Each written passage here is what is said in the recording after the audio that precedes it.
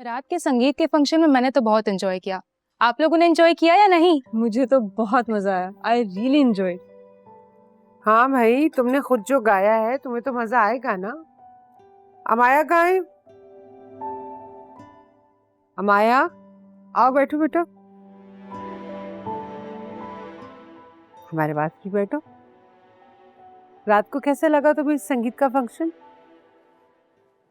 मुझे तो बिल्कुल मजा नहीं आया।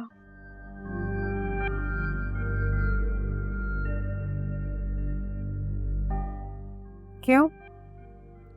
वो कहते हैं ना कि खुशी का ताल्लुक डायरेक्ट दिल से होता है। तो जब दिल ही उदास हो तो इंसान के सामने कुछ भी होता रहे, वो कैसे एंजॉय कर सकता है?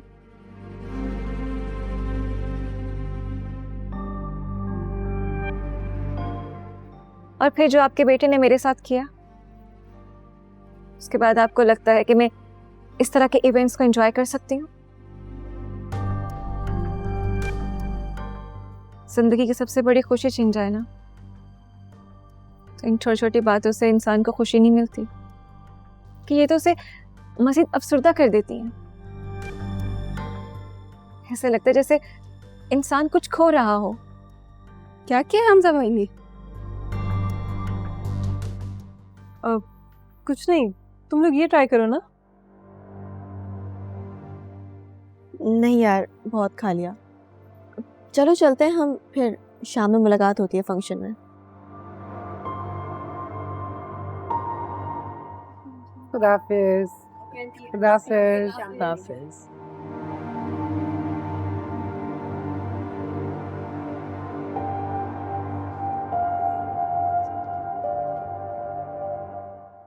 अरे लो ना, चाय ठंडी हो रही है। हाँ बस। अब मामा, मुझे सैलून जाना था। ड्राइवर आ गया? हाँ बेटा, आ गया होगा। बेटा तुम अमाया को भी साथ ले जाओ, ये भी जाना चाह रही थी। Why not? अगर अमाया मेरे साथ जाना चाहे तो। हाँ, क्यों नहीं? तुम्हारा भाई तो मुझे लेकर नहीं गया, तुम्हारे साथ ही चलती हूँ।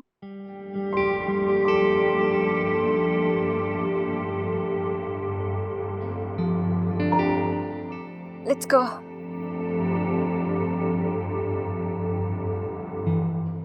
चाय पियो ना, ठंडी हो रही तुम्हारी चाय। जी कौन? अस्सलाम वालेकुम। वालेकुम अस्सलाम। नवेरा, तुम लाओ, ये मुझे दे दो। अरे कैसी हो? भाई, बहुत मुश्किल से मिला है तुम्हारा घर। अच्छा चलो अंदर तो चलो, आ जाओ। इतने लोगों से पूछा, कोई बता ही नहीं रहा था। तुम लोगों को वैसे इस मोहल्ले में कोई नहीं जानता? नहीं जानते तो हैं, मगर तुम्हें नहीं बता रहा होगा कोई। क्यों? ये कॉर्नर वाली शॉप पे मैंने आंटी का नाम लेकर पूछा तो मुझे ऐसे हैरानगी से देख रहे थे जैसे मेरे सर पर कुछ सींग उग गए हो। अच्छा छोड़ो ना इन सारी बातों को नवेरा, मुझे ये बताओ कि तुम क्या खाओगी? कुछ बनाकर लाऊं तुम्हारे लिए? अभी तो कुछ नहीं, ये बताओ आंटी की तबीयत कैसी है? हाँ वो ठीक है, बेहतर है। दवाई खाई, अभी सो रही हैं। अच्छा, मैं तो उनसे मिलने आई थी। हाँ तो थोड़ी देर में उठ जाएंगी, जब तक मैं चाय बनाती हूँ और कुछ खाने के लिए भी लेकर आती हूँ। तो ठीक है, मैं तुम्हारे साथ चलती हूँ, तुम चाय बनाओ, गपशप हो तुम जाएगी। बैठ।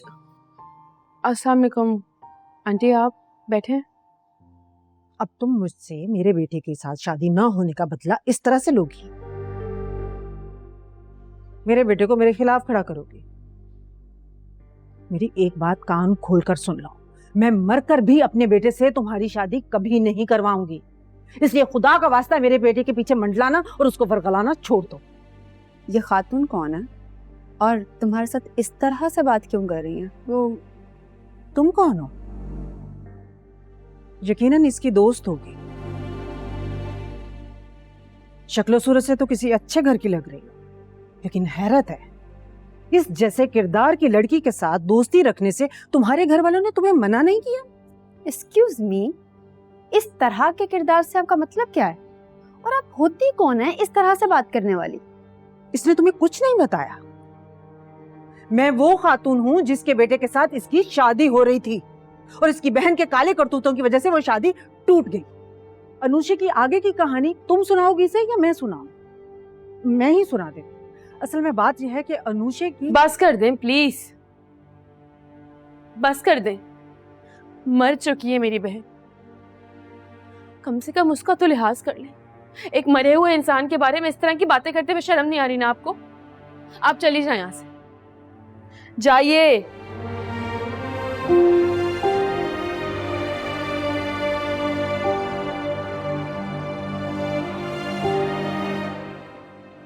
ये सब क्या था?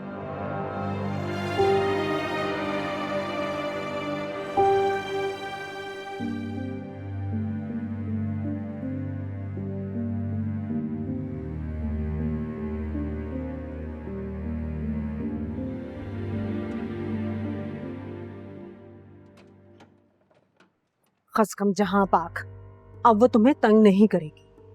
क्या कहा आपने अलीज़े को? यही कि मैं मरकर भी अपने बेटे की शादी उससे नहीं करूंगी, समझ गई? अम्मी, अम्मी क्या किया आपने? क्या जरूरत थी वहां जाने की? क्यों जरूरत नहीं थी? जब कश्ती डूब रही हो तो मल्लाह को खामोशी से बैठकर नजारा करने की बजाय उस कश्ती को बचाने की कोशिश करनी चाहिए। बेटा मैं वही कर रही हूँ।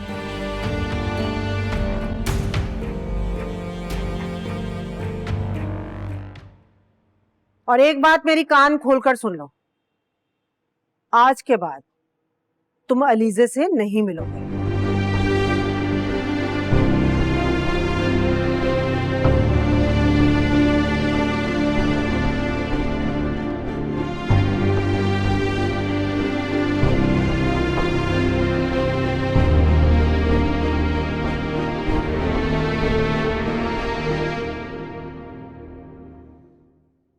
आफीन, तुम अमाया को समझाती क्यों नहीं हो? वो ये सब क्या करती फिर रही है? क्यों? ऐसा क्या कर दिया उसने? मुझे सबके सामने एम्बैरेस कर रही है। और हमजा के सामने उसका क्या इमेज जा रहा होगा? हमजा को तो अपना फैसला ठीक ही लग रहा होगा ना। मैं उसे हर तरह से समझा चुकी हूँ, जानती तो हो कि वो किसी की नहीं सुनती। देखो मैं दिल से चाहती हूँ कि वो हमजा की दुल्हन बने, मेरी बहू बने। मेरे लिए बड़ा मुश्किल हो जाएगा और मैं कुछ नहीं कर सकूंगी आफरीन। तुम समझ रही हो ना मैं क्या कहना चाह रही हूँ?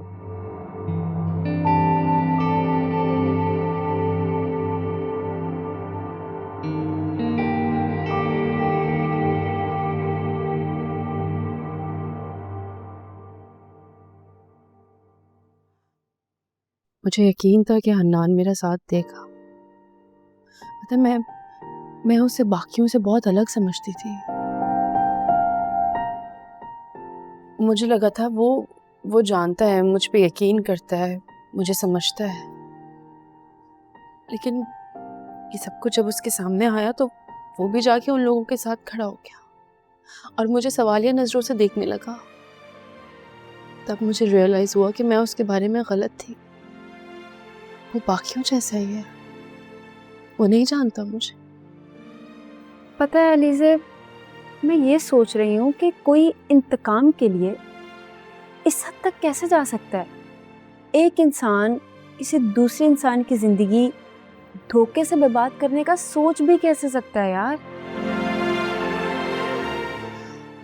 पता आजकल हैं कुछ लोग ऐसे जो इंसानों का रूप धारे शैतान और सांप की सूरत में फिर रहे हैं। लोगों की जिंदगियां खराब करने या बर्बाद करने से उन्हें कोई फर्क नहीं पड़ता, उनके लिए कुछ मायने नहीं रखती ये चीज। तुम पुलिस के पास क्यों नहीं गई अलीज़े? तुम्हें कंप्लेन करवा देनी चाहिए थी यार। क्या होता पुलिस के पास जाने से? जो तमाशा अभी लगा है पुलिस के पास जाने से दुगना तमाशा लगता और उन तमाशाइयों में पुलिस भी शामिल हो जाती। तुम्हें तो पता है उन्हें तो लोगों का मजाक उड़ाने में मजा आता है। पता है अलीज़े, मैं सिर्फ ये कह सकती हूँ कि जो भी तुम्हारे साथ या अनुषा के साथ हुआ है वो बहुत बुरा है। देखो मुझे पता है कि ये बहुत कड़ा वक्त है, लेकिन तुम्हें हौसले से काम लेना होगा। तुम्हें खुद को संभालना है अलीज़े। तुम्हें सिर्फ खुद को नहीं बल्कि तुम्हें आंटी को भी संभालना है। अगर तुम इस तरह से कमज़ोर पड़ जाओगी तो आंटी का ख्याल कौन रखेगा यार? मैं टूट गई हूँ यार, बहुत बुरी तरह टूटी हूँ। तुम सही कह रही हो, अम्मी का ख्याल रखना है मुझे, अम्मी के लिए खुद को जोड़ना है। इसलिए मैंने सोचा है कि ये घर छोड़ के, बल्कि ये मोहल्ला छोड़ के मैं यहाँ से कहीं दूर चली जाऊंगी अम्मी को लेकर।